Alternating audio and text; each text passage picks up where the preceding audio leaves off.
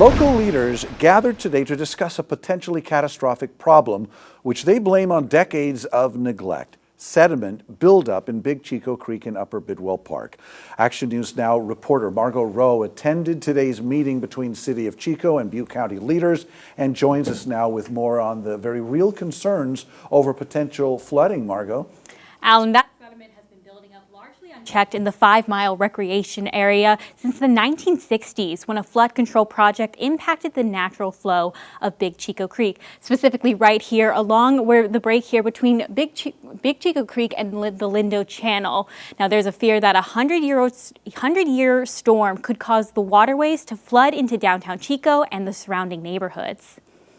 I believe there's an elevated sense of urgency around this, but I think the city's in peril and we need to fix it. City and county leaders met Wednesday afternoon to discuss the dangerous buildup of sediment in Big Chico Creek near the 5-mile recreation area.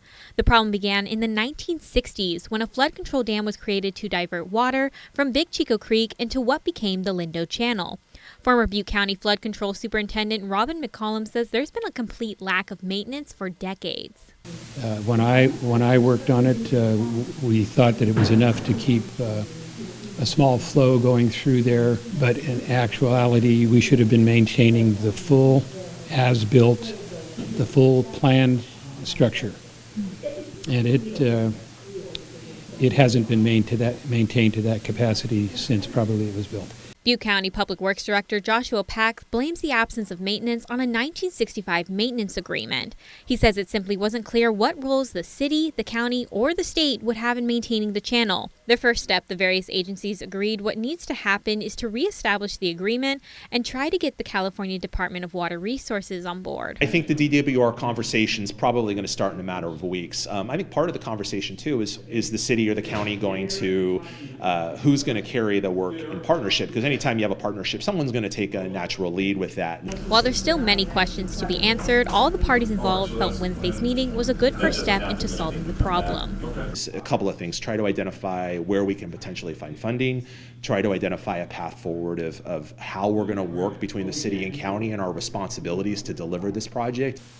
It is going to take quite a while, so the important thing is to get started, because we can't do anything about the time we've lost already by not recognizing the problem. But we have to get on it soon.